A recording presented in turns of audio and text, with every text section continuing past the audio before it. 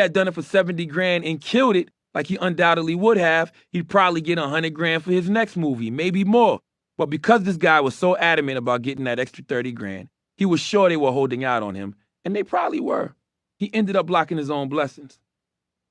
Look, I've done plenty of TV deals in the past few years where I could have adapted a harder line and gotten more cash, but TV is a relatively new medium to me at this stage in my career. So I'd rather take less money now if it helps set me up to get more in the long run. I'm focused on creating opportunity for myself, not wringing every last penny out of a deal. This is why whenever I'm working on a deal, my mentality is, just let me get whatever is fair. I don't need to win this thing. I'll stick them up later. By not turning every negotiation into a dragged-out battle, I've increased my overall value by building strong relationships. It's paid off for me, especially in TV. I still have much more to accomplish, but even as I'm reading this, I have my own office in the Viacom building. But do you know how much my first contract with Viacom was for? 55 grand. That's right. I signed a TV production deal that didn't even come close to landing me $100K. And I was fine with it. Frankly, I didn't even know why they were offering me that much. I was just excited to get my feet wet in TV. But suppose I had said 55,000, what the hell is that, when I got the offer? I'm one of the most popular personalities on the radio. MTV had better come off some real money. The process would have stalled before it ever really got started. Why should MTV have offered me a bundle of cash? I'd proven myself in radio by that point, but I hadn't done anything significant in TV. I needed to build my reputation in the industry, and the contract reflected that. Whether it's radio, TV, movies, books, podcasts, or whatever, I never enter into a situation with a get money attitude. Again, I'm in this for the long haul, not the short money. And trust me, the money's much longer now. Represent yourself. The first time I learned the value in not demanding too much money is when I was negotiating the deal to come to 100.3 to beat in Philly. And in many ways, that situation is at the root of why me and Kev, and by extension Wendy, don't fuck with each other anymore. Kev has always had an attitude similar to that battle rapper's. If someone offers you $10, that means they really should be offering you 15. But instead of just saying no thanks to the deal, it felt like Kev was trying to shake you upside down until that other $5 fell out of your pocket. He was always extremely aggressive in trying to get more money out of situations. He'd yell at and often threaten people till he got what he wanted. I can't lie, it's worked for him with Wendy, but it wasn't how I wanted to do business. The issue came to a head for the first time when I was approached about the job in Philly. Even though I'd been fired from Wendy's show, Kev was still my guy. He had still given me that initial opportunity, and I'll forever be grateful for that. At the time, Kev was looking to expand his client base beyond Wendy. So of course he wanted to represent me in my negotiations. That put me in a bit of a bind. On one hand, I wanted to go with Kev. I owed him after all. On the other, I also knew how he got when it was time to talk money. When Philly had first hit me up, they'd thrown out an initial offer of 70 grand a year. To me, it was a fair number, right around what I've been making with Wendy. Plus, the economy was absolutely terrible at that moment. This was just after the financial crash of 2008. When a lot of the big banks, auto and insurance companies needed to be bailed out. Every industry was suffering and cutting back. I was excited to have a job when so many other people were losing theirs. Kev didn't see it that way. "We gonna go in there and get $350,000 out of them," he told me. "Trust me, nigga, we got this." He was confident, but it felt like a suicide mission to me. "Kev, this is not the 90s. And I'm not Wendy," I explained. "That ain't $350,000 a year for me in Philly." Kev didn't want to budge off $350K though. So finally I said, fuck that. I'm going up to that station to talk to these people myself. I just couldn't demand an unrealistic number. It was a hard conversation to have, but ultimately I had to tell Kev I was going in there solo. He didn't like that, but I stuck to my guns and accepted for 75 grand. Could I have held out for a little more? Sure. Maybe 80K or even 100K, but never 350K. I'm happy Kev thought I was worth that much, but that was Wendy Williams' money at the time, not Charlemagne money. The money wasn't my priority anyway.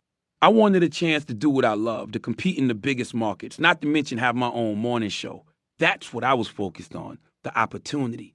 Because I knew that if I did what I was supposed to do in Philly, that $350,000 would be waiting for me down the road, and then some, it turned out.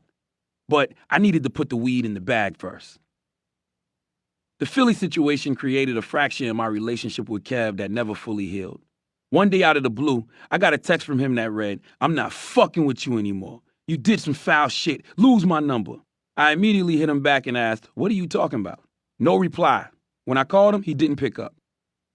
I always take a man at his word. So after that, I deleted his number. I didn't call Wendy to ask what was wrong or ask any of our mutual friends to mediate the situation. I just took that number out of my phone and didn't look back. I quickly realized it was the right decision. When I went back to Power to talk to Cadillac, one of the first things he asked me is Kevin Hunter still your manager? Nope, I replied. Why did you make that move? Because when I pray to God to take negativity out of my life, he's not swinging at spirits. He's swinging at people who are the living embodiment of negativity in my life. Caddy just stared at me, then finally smiled. That guy does have a lot of weird energy, doesn't he, Caddy said. He then went on to tell me that he was glad I'd made the switch because as long as Kev was my manager, it would have been hard to make a deal. Apparently, some of the sales folks at Power had worked with Kev before and weren't looking forward to doing it again. That's why I hadn't heard back from them after our first meeting. God, Jewel, there might be thousands of radio stations in the country, but the radio industry is small, as are most industries. That means the people you piss off at one stop are probably going to pop up at another one sooner or later. So treat people with respect where you are, or you might pay for it later. Thankfully, I was already flying solo at that point. I'd come to realize that a good manager is a great ambassador for their client. A good manager has the connections and has built up enough trust with companies that they can both ask for and get what they deserve. My impression was Kev didn't have those kind of relationships. Instead of trust, he'd built up too much ill will with executives and program directors. To this day, I don't know why he sent that text. Until he explains it to me, I'll never know. Whatever his motivation, breaking with Kev removed the biggest obstacle between me and where I wanted to go. For a long time after that incident with Kev, I didn't have a manager in the traditional sense. One day I was hanging out in Los Angeles with my OG Paul Ritchie, the famed TV executive who is one of the smartest guys I've met and is responsible for my first TV deal. We were just shooting the shit about different TV personalities, breaking down their careers or lack thereof. At one point I asked Paul, tell me how people who've achieved fame manage to fall off. Their attitudes and managers, he replied. Bad attitude speaks for itself, but you get these managers that speak for you and they take a bunch of your money and they create drama where there's no need for it, he told me. The most dangerous thing they do is gas up the talent. They make you feel like you're bigger than the company, which you never are. I don't care how famous you are, how much press you get, you're never bigger than the company. And if a manager makes you feel like you are, they're doing you a great disservice. Paul told me that as the deals get bigger and bigger, I need an agent, but for the time being, not necessarily a manager. I've always kept that conversation in my mind. And for a while, I did handle those situations myself. Finally, I got to the spot where I really did need one, and I hired a triple OG named Karen Kinney, who I trust and value. If I was going to hire a manager, I had to make sure they were a good person with great character. Karen more than fits that description. Not to mention she's G-Spin's cousin. See how the universe works? Manager or not, no matter how well a show I'm on does, or no matter how much I'm getting paid, I always remind myself I'm not bigger than the company. That doesn't mean I don't have confidence in myself. I do, supreme confidence, in fact. Or that I don't expect my checks to get bigger. Again, there's no question on that count. But it does mean that I won't become so full of myself that I shut myself off to new opportunities. No matter how far you get in the game, there's always another level to reach. That's true for radio jocks, but it's also true for chefs, lawyers, rappers, accountants, and teachers. Measure your success by the opportunities you're presented with and the opportunities you're creating for others. Not the amount of zeros in your paycheck. When that's your sole measurement, you're going to come up short in the end. Put yourself on. A few years ago, little Duval and I were walking out of the Viacom building in Times Square when some random dude ran up on us. Yo, I keep seeing you guys on TV, he said, almost out of breath. I want to get down too. So what I got to do to become famous? Duval and I just started laughing. But this guy wasn't joking. He really thought there was some sort of cheat sheet he could read, and bam! The next time we walked out of the Viacom building, he'd be right there with us. I've said it before, but I've got to say it one more time for the people in the back. There is no book, no cheat sheet or secret formula that's going to allow you to skip over any rung on the success ladder without putting in the work first. There was no shortcut Duval and I could have taken on our road to MTV that didn't involve years and years of grinding, years of me working on the radio for free or damn near it. Years of Duval playing little comedy clubs in the dirty South for little to no money. Not to mention years of us, collectively and individually, pitching shows and concepts that never got picked up. Pitches that often never even earned us an email or phone call back to say, no thanks. We didn't let any of that discourage us. If TV networks didn't seem interested in what we were pitching, we would just put out our own content. We paid for Hood State of the Union, a web series where we talked about current events and pop culture out of our own pocket.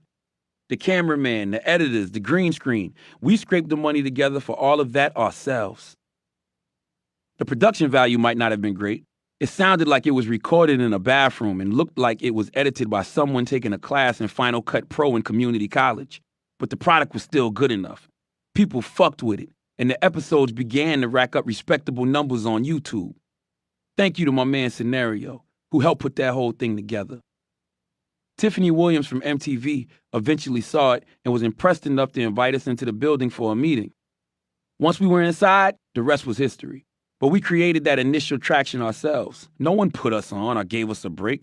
Of course, years later, when MTV2 started promoting my show Uncommon Sense, that didn't stop people from tweeting, man, MTV is just handing out shows now. Every time I saw a tweet like that, I just had to laugh. Everything I've gotten my hands on, I've grabbed. Nothing was served up to me on a platter. That's why if you're listening to this and want to make a name for yourself in the entertainment world, TV, radio, video, podcasting, please take this very simple advice. Put yourself on. By that I mean, don't wait for someone to give you a deal. If you do, you'll be waiting for a very long time. Maybe forever. There's no one hearing this right now who couldn't do what Duval and I did with Hood State of the Union. Those videos literally didn't cost more than a few $100s to shoot and produce. If you can afford a cell phone plan, you can afford to make your own video. It's true of any lane you want to be in.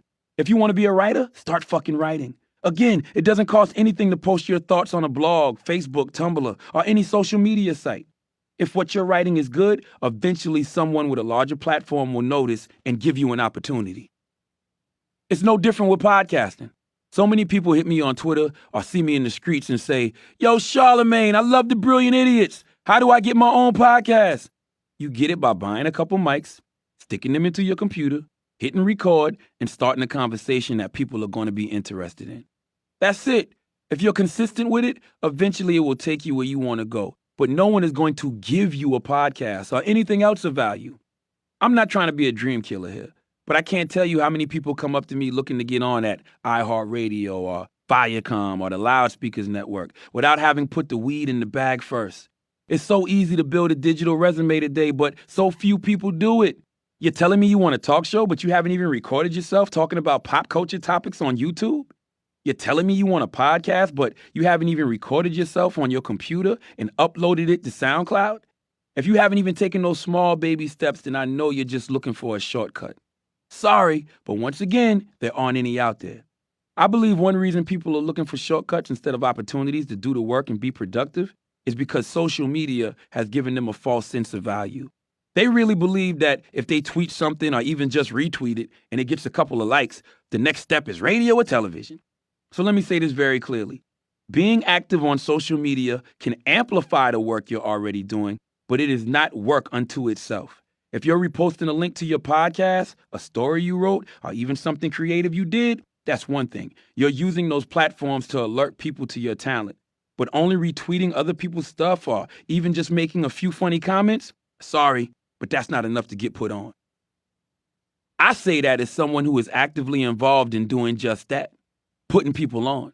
I am literally always looking for new talent. I don't demand a ton of experience, but I do want to see someone using all these incredible yet inexpensive tools at your disposal to create. I want to see short videos. I want to listen to podcasts. I want to read blogs. The platforms change.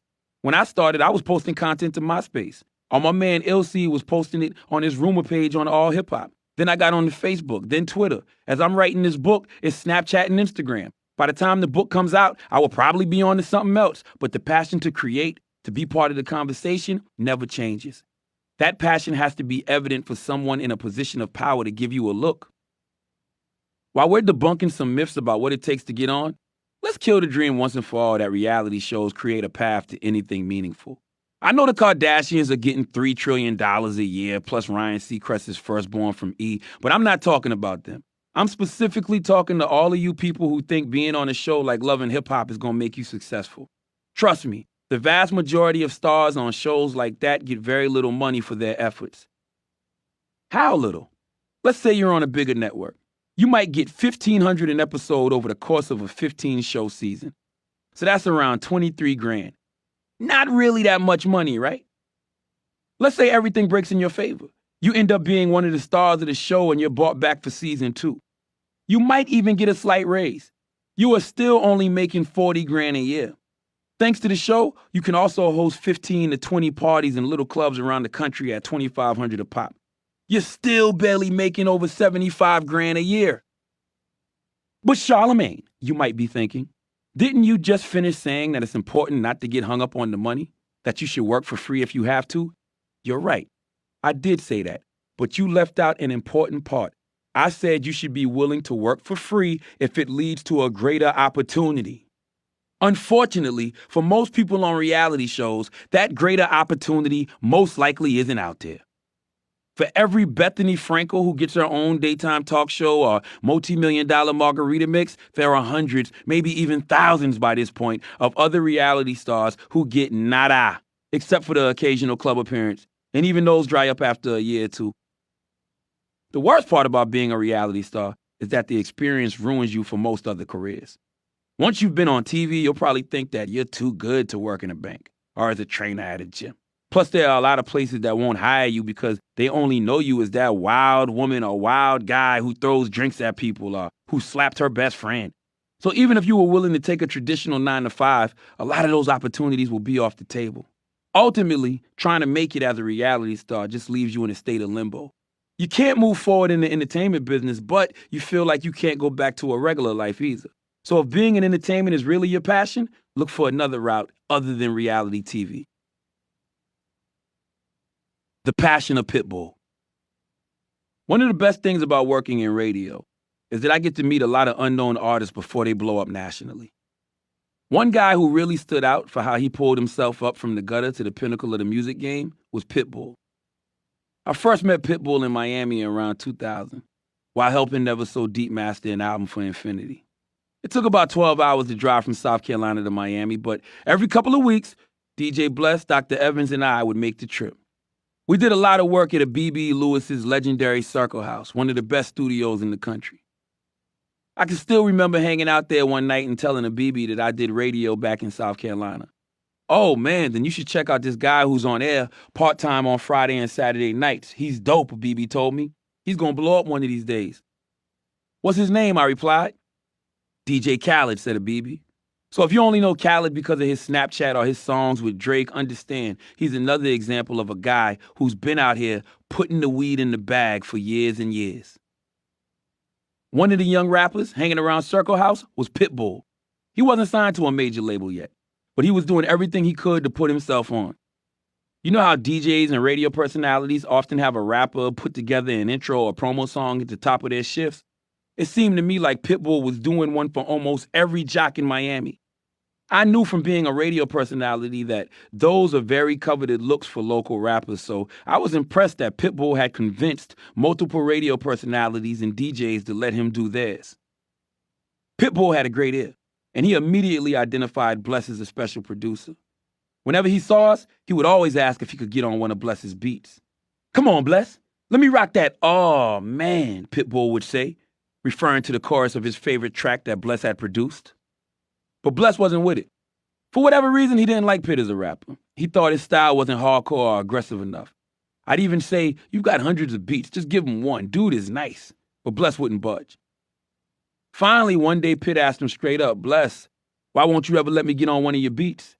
To his credit, Bless told him straight up in return, "Because I think you're a corny rapper." When Pitt heard that, he got very serious. "Man, you know where you at? You in Miami, baby. This the 305. One day you'll regret talking like that." "What you mean?" countered Bless, thinking that Pitt was threatening him. "Don't you know I'm DJ Bless?" It might have sounded like Pitt was trying to punk Bless, but Pitt later told me that wasn't the case. He explained what he was trying to say was, one day I'm going to help put Miami back in the spotlight, and you're going to regret passing up on the opportunity to have been part of it. And you know what? He was right. He is a superstar today, and I'm sure Bless wishes he'd have given him that beat. Bless might not have seen Pitt's talent, but it shone through with me. I still remember watching Pitt drive off from the studio one afternoon in a raggedy-ass car, maybe an old Saturn or something, and thinking to myself, this dude's at the bottom right now, but he's going to be something someday. He just had that combination of charisma and work ethic that made him stand out despite his surroundings. The same way I saw a young T.I. take over a room while wearing a dirty sweatshirt, Pitt had a similar aura that just made you believe in him. Seeing folks like Pitbull and T.I. put in the work is why I get frustrated when people speculate on the shortcuts artists allegedly take to become famous. If you let Twitter tell it, every successful artist is the beneficiary of a conspiracy theory. Oh, you gotta sell your soul and perform gay acts to get on now, someone will say. Or you'll see tweets like, you can't get a deal nowadays unless you're in the Illuminati. It would be comical, except a lot of people take it as fact. Trust me, no one gave Pitbull a break he didn't create for himself. Pitbull pulled himself up to the top of the game. Just like I watched T.I., Jeezy, 2 Chainz, and so many other rappers put the weed in the bag, probably literally and figuratively. I watched them beg to get their records played, perform in front of crowds of 10 to 20 people, and get turned down by record label after record label, yet they never stopped grinding. Never said, let me take a break and chill out until someone puts me on. No, they kept at it until someone was forced to give them the exposure they deserved. My experience was no different. I can't even begin to tell you how many ad checks I sent out over the years that I never even heard back about. I didn't consider quitting for a second. I always knew I was going to find my way on my own. I didn't partake in any secret Illuminati initiation ceremony where I had to sacrifice a hamster in front of Jay-Z, Beyonce, Kanye, and Rihanna. Nor was I sworn into a secret cabal of gay music executives. If you believe in that sort of shit, ladies and gentlemen, I don't know what else to tell you. But just know that while you're making excuses about your favorite artist's success, someone else is out there putting the weed in the bag and creating opportunities for themselves. Get in where you fit in. A final word on interns. A crucial mistake a lot of them make is worrying about the specific branch or department of an organization their internship is in. I saw this recently when an intern named Sage came to me for advice as her time at Powell was winding down. She'd worked hard, was reliable, and had managed to build strong relationships with the staff. People wanted to help her. There was a job opening up in Powell's promotions department, and several staffers said they would recommend her. Perfect setup, right? But Sage told me she was apprehensive about the gig. Promotions isn't what I really want to do, she explained. I'm really more interested in being an on-air jock or a producer. You're going about this entirely the wrong way, I told her. You should have one goal: get in the building. Or in your case, stay in the building. If that means taking a job in promotions, take the job in promotions. If that means taking a job in sales, take the job in sales. If it means being the receptionist, be the receptionist. Who cares if those aren't your dream jobs? Fuck your dreams. Your reality is you need to be in this building. Once you're here, you can use that access to start hanging around the studios. You can build relationships with the jocks and producers. You can find ways of making yourself useful, even if it's not part of your job description. Eventually, that hustle will pay off. Sage understood the value in what I was saying and took the job. It only paid her $10 or $11 an hour, but once she was in the building, she made a point of stopping by and visiting her old friends at the Breakfast Club every day. A few months later, Envy decided he needed an assistant, saw Sage, and gave her the job. Then when he decided to start the Casey Crew podcast with his wife Gia, he needed a producer and gave that job to Sage too.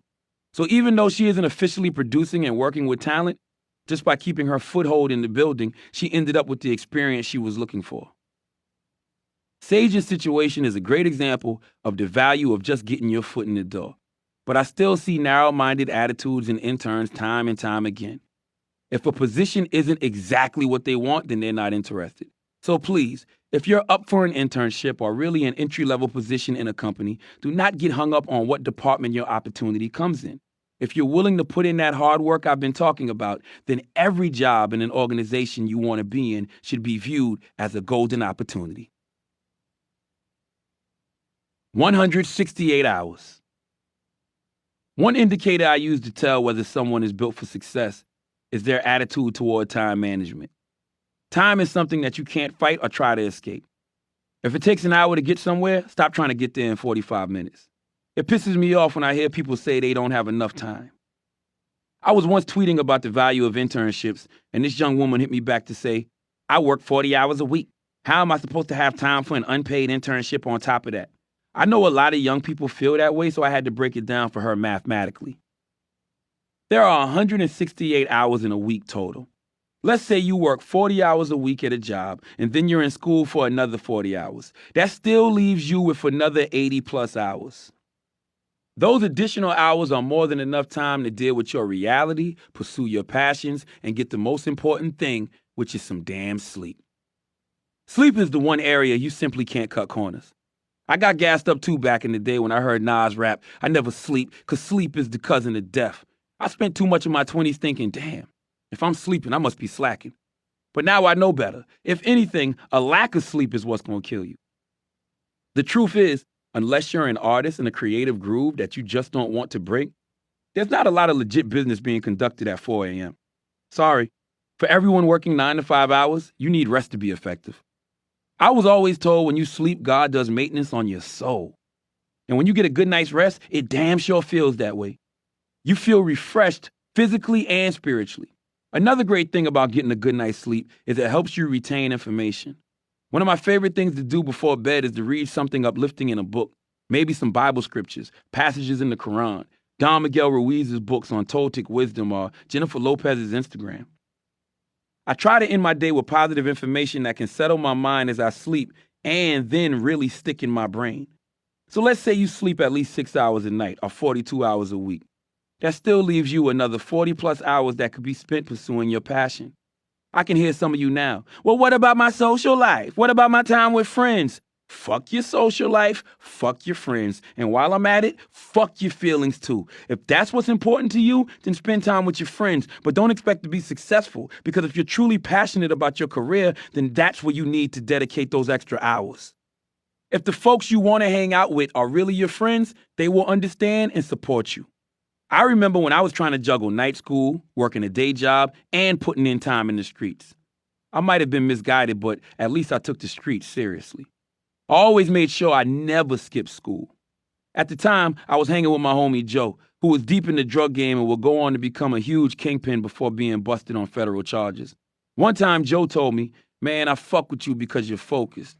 No matter what we doing out here, you still take your ass to school. That's some real shit. See, like I said, real friends, even those who sell crack, will understand. After I finally gave up the street life, I still needed to make money while I was interning at Jams. I was determined to do it legally, so I started working odd jobs around Mounts Corner. First, I worked in a warehouse called Industrial Acoustics Company, loading and unloading trucks. Then I worked at a telemarketing company called Paragon Solutions, where we hustled CDs for BMG Music Group. Their tagline was 10 CDs for the price of half, which basically meant that after shipping, you'd get 10 discs for $27. Not a bad deal. The toughest gig I had during that period was at the Carolina Nursery, aka the Flower Garden, which was a Mounts Corner institution for years before it shut down. The Flower Garden housed over 600 acres of plants and garden supplies, and they would hire anyone to lug bags of soil and potted plants around the premises. Flower Garden was a place where you went when you couldn't get a job anywhere else. When I worked there, it was nothing but Mexican guys and a couple of older black dudes. I didn't last long. One day they assigned me to move soil to a part of the facility that was right next to a bus stop. I was out there sweating in the sun, covered in dirt, when a school bus pulled up with a bunch of kids I knew on it. They all started pointing at me and cracking up. I couldn't take the public ridicule, so I moved on to other jobs. At one point, my sister Teresa got me a job at the Taco Bell she was the manager at. I thought I could mess around because of her position, but my sister wasn't having it. After watching me BS for a couple weeks, she fired me. I also worked in the local mall at an urban clothing store called Demo, where I tried to sell the latest and cheaply produced garments from companies like Aniche, Fubu, Fat Farm, and Rockaware. It wasn't easy dragging soil around and stacking boxes all day and then heading to the radio till the middle of the night, but I was more than happy to do it. If I could make legal money and pursue my radio dreams at the same time, then I was going to pack as much into those 168 hours as possible. For everyone who thinks that what I'm suggesting might sound extreme, it's still the life I live every day. Here's what my schedule looks like. Every weekday, I wake up at 3:45 a.m. and give God a little prayer thanks for blessing me with another day. After I take a shower, my longtime friend, more like my brother, Wax, picks me up in Jersey. A word about Wax. who is already familiar to fans of the Brilliant Idiots and Uncommon Sense. I've known Wax since 2002, when he was playing football for Allen University in Columbia. I had a side hustle selling mixtapes of East Coast artists like Dipset and G-Unit. Wax was from Jersey, so of course he became a steady customer. After that, we just clicked, and whether I was on the radio or out at the club, Wax and our boy Dre would roll with me everywhere. It's been like that for the past 15 years, which is why it's funny when people say, Charlamagne be with security. I wouldn't call Wax security. He's my family who just happens to be 6'4" and 240 pounds of solid muscle and will knock your head clear off your shoulders. After about a half-hour drive, we make it to Power Studio in Manhattan by 5 a.m. to prep for the show. Every day we're live on air till 10 a.m., after which we'll tape additional interviews till about noon for the following day's show. For those of you keeping score, that's already a 7-hour workday right there. Depending on which day of the week it is, after wrapping up at Power, I'll either head over to MTV to tape one of my shows with them or to another studio to tape my podcast, The Brilliant Idiots. After I'm done taping those, I'll take meetings with the agents, producers, and writers who are working on the various projects I've got cooking. On a good day, I'll be able to leave the city by 3 or 4 so I can spend some time with my daughters and catch up with my wife. Then I go to the gym to get a workout in since physical fitness is non-negotiable. I'm back in the crib by 8, grab another shower, and then spend some more time with the kids before they go to bed. Once they're tucked in, I'll jump on social media and see if there's any good content for the next day's show, which there always is. After that, it's time for some positive reading, and then in bed by 11. That means at least 4 times a week, I'll put in a 15 to 17-hour workday. And I cherish every single second of those hours. I know all too well what it feels like to be unemployed or shut out from what you want to be doing. I worked at Taco Bell and a flower garden. I sold crack. What I'm doing now isn't work to me. What's that saying? If you love what you do, you will never work a day in your life. I can vouch that the saying is 100% the truth. Notice that I didn't allocate any time in my schedule for socializing or just hanging out. I'd say out of my week, 95% of my waking hours are spent either working on my career or with my wife and kids. I wouldn't have it any other way. The question is, are you willing to put in those kind of 15-hour days if it means getting closer to your dreams? Are you willing to get up at 3:45 a.m. and go to bed at 11 p.m. 5 days a week? If you're in school, are you prepared to study from 4 a.m. to 8 a.m. every day and then go to work and then head to your internship at 3 p.m.? Or do you need more time for yourself? Do you need more time to play video games, to text with your friends, to mess around on social media? Choose to do what you want with your time, but just understand you have to live with the consequences of those actions. No matter how you spend the next 10 years of your life, you do not get a redo. If it makes your decision easier, I can tell you that socializing and me time is not what the other successful people I know choose. They always choose a lifestyle that allows them to get in the most work possible. I'm talking about people like Ryan Seacrest, Steve Harvey, and Bobby Bones. Folks who put in more work by 10 a.m. than most people do all day. Who are squeezing everything they can out of those 168 hours. Radio shows, TV shows, podcasts, books, movies. They're not passing up any opportunities. Those are the examples that inspire me when I feel like I'm running out of gas a bit. I tell myself, Ryan Seacrest is out there in a meeting somewhere right now getting more paper. I can make it to my meeting too. I know Steve is probably taping his second TV show of the day right now. I can hang out on this set for another hour until we nail this final take. Bobby Bones is like my radio brother, a great friend, and we talk all the time about how we are next in line for the throne Steve and Ryan currently sit in. So I know Bobby is working his ass off, whether it's his syndicated radio show, The Bobby Bones Show, touring with his band, The Raging Idiots, editing his latest book, or producing a TV show. I know he's not wasting a minute. And unlike me, he doesn't have a wife and kids. It's just him and his dog. So right there, he's got an advantage. And I've got to work even harder if I'm going to keep up. Of course, just saying you're going to make the most of your week isn't enough. To do it, you're going to have to develop some real discipline in your day-to-day schedule. First, you have to say goodbye to the smoking and drinking if that's part of your lifestyle. That's right. The kid who used to smoke weed like Red and Meth's little brother hasn't had a puff in God knows how long. Sure, if I'm down in Anguilla, my favorite vacation spot, I might take a few drags off a joint. When I do, I always hear Jay-Z's verse in my head. Okay, I'm getting weeded now. I know I'm contradicting myself. Look, I don't need that now. It's just once in a blue when there's nothing to do.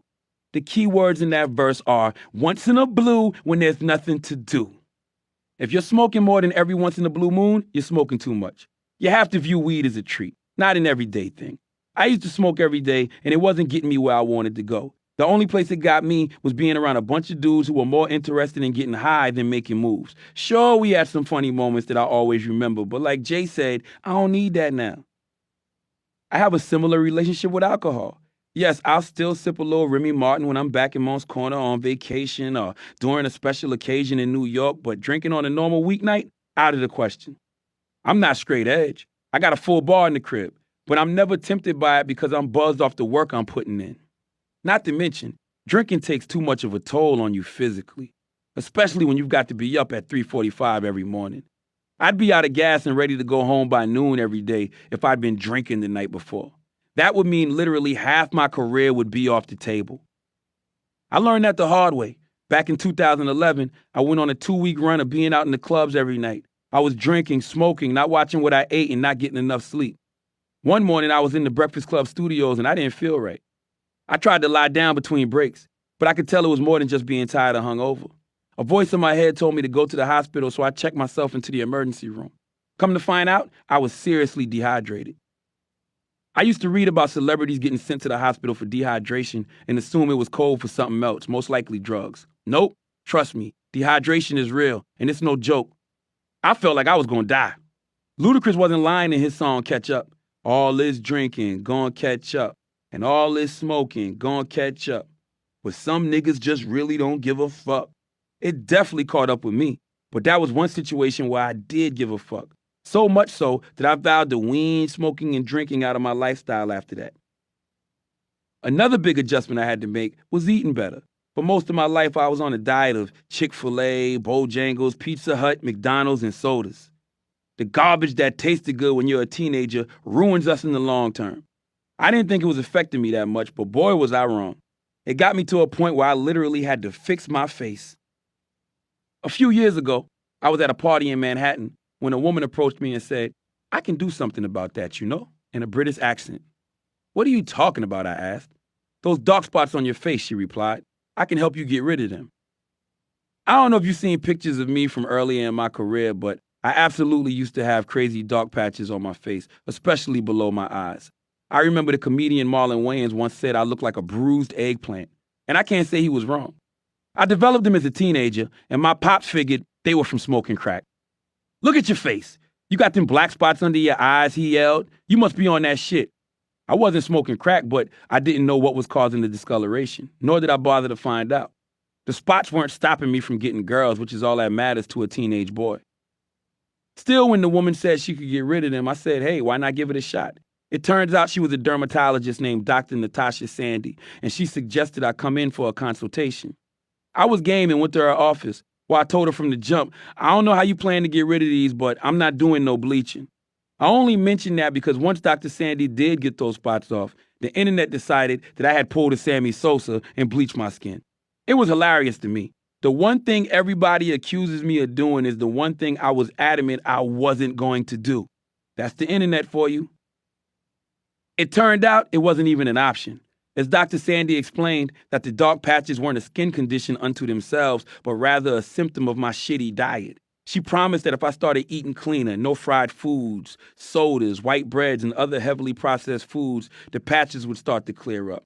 She prescribed pills to get the inflammation out of my face, gave me chemical pills, acne pads, and complexion correction pads.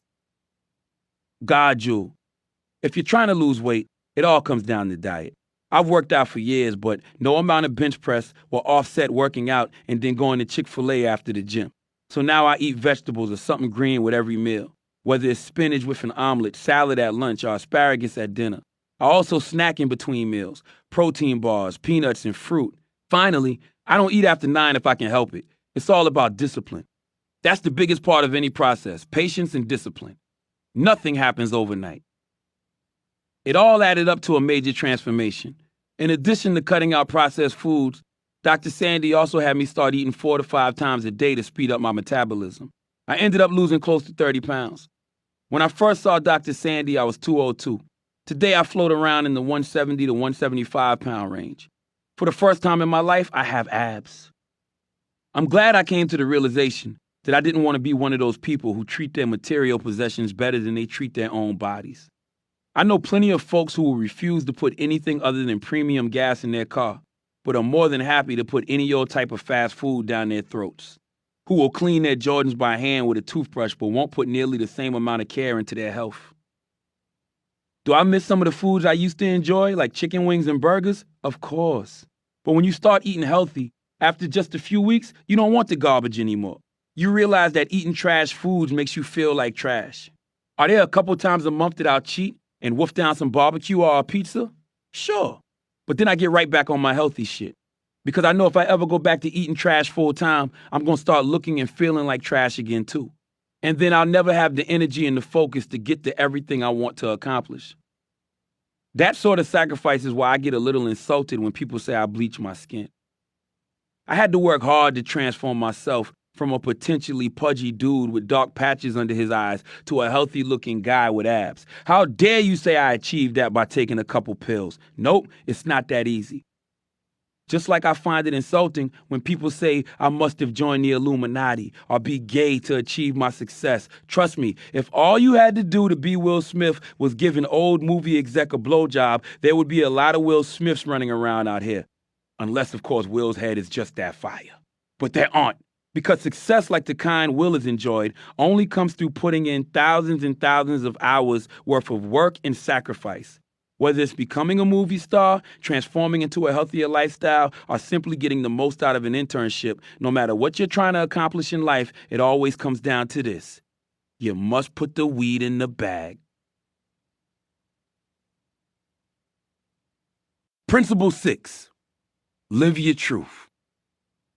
Always live your truth. That way no one can use your truth against you. When you are completely honest about yourself and with yourself, you give zero fucks about anything anyone has to say about you.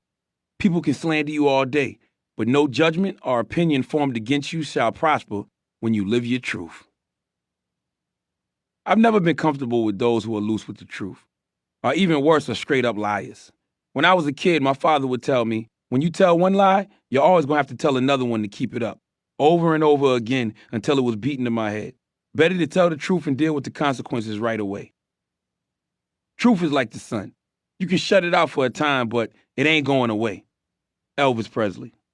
Though, to quote the great Chuck D, motherfuck him and John Wayne. No matter how stupid something I have said is, no matter how asinine I've acted, and no matter what sort of stunt I've pulled, I'm going to own it. I won't run from it. Trying to moonwalk past the truth doesn't change reality. There was one time I lost sight of this truth, and it cost me dearly. When the cops first pulled us in for the shooting incident, I panicked and decided to try to lie my way out of the situation, as if a 16-year-old kid could outsmart a police department. The cops asked me to write down a statement about what had happened, and I proceeded to compose my greatest work of fiction to date. It started with me hitchhiking and getting picked up by a bunch of strangers in a red car. I claimed they drove me around for a couple of hours, smoking weed and drinking beer, then without warning, opened fire on the kids in the Jeep. After the shooting, I said I asked to be let out of the car, and they dropped me off on a highway not far from Mounts Corner. Before letting me go, they promised they'd come back and kill me if I told the police what I'd seen, which is why I hadn't reported anything. The story didn't even remotely begin to add up, but the cops still did their due diligence and explored the phony leads I'd given them. A few hours later, they came back to the station supremely pissed off. You know what? We were going to let you go today for talking with us, one of the cops told me. We were going to tell the judge to give you a bond, but since you sent us on a wild goose chase and wasted our time, now you're going to sit. So I sat, and sat, and sat. I ended up having a few months to reflect on why my father was right. Honesty is always the best policy. When you are completely honest about yourself, there's very little people can say about you that's going to have a negative impact. It's hard for a person to slander you about something you've already revealed to the world. As I like to say, no judgment or opinion formed against you shall prosper when you live your truth. Remember, there's no moment or situation you're ever going to encounter where honesty isn't the best policy. Just got pulled in by the cops? Tell them the truth because they're going to figure it out anyway. Busted stepping out on your wife? And when I say busted, I don't mean she thinks you're sleeping with someone. I mean busted like you're caught butt naked in the pussy. Tell her why you did it, because you have a dick, and salvage the relationship, if you want to. Own what you did and let the chips fall where they may. You might be surprised that they actually fall in your favor. Honesty is such a rare commodity these days that when you do tell someone the truth when they were expecting a lie, you'll catch them off guard. They might even be willing to look past transgressions that might have otherwise seemed unforgivable. People are thirsty for the truth. Sate that thirst. And they should always appreciate you. But before you can reap the benefits of being honest with other people, you have to learn to be honest with yourself first. The big-nosed idiot. Word is I'm ugly.